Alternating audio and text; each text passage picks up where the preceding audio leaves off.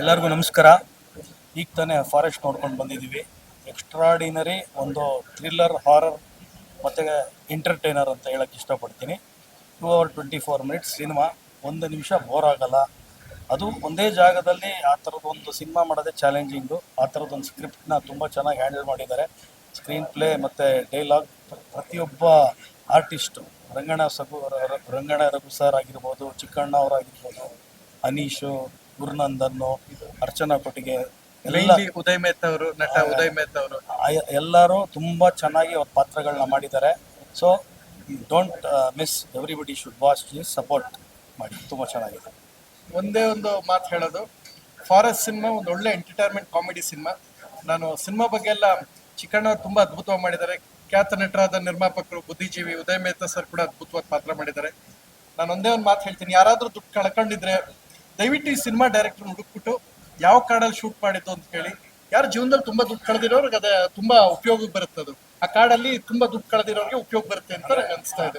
ಅಂದ್ರೆ ಗೋಲ್ಡ್ ಎಲ್ಲ ಅಲ್ಲಿ ಕ್ಯೂರಿಯಾಸಿಟಿ ಥ್ರಿಲ್ಲು ಹಂಗ ಐತೆ ಅಂತ ನಾನು ಹೇಳಕ್ ಹೊರಟೆ. ಮಿಸ್ ಮಾಡದೆ ಅಲ್ಲಿ ಹೋಗಿ ಹುಡುಕಿ ಸಿಗ್ತದೆ. ಟ್ರೆಷರ್ನ ನಿಧಿ ಕಳ್ಕೋಬಾರ್ದು.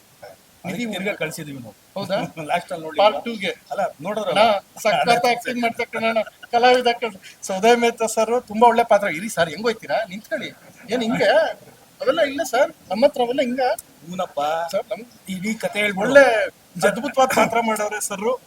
ಚಿಕ್ಕಣ್ಣ ಅವ್ರಿಗೆ all the best and entire ಟೀಮ್ಗೆ.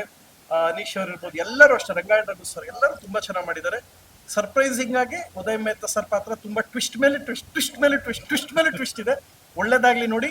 ದುಡ್ಡು ಕಳ್ಕೊಂಡಿದ್ರೆ, ದುಡ್ಡು ಬೇಕು, ದುಡ್ಡು ಕಳ್ಕೊಂಡಿದ್ರೆ ಅಂದ್ರೆ ಮಿಸ್ ಮಾಡ್ದೆ ಈ ಸಿನಿಮಾ ನೋಡಿ.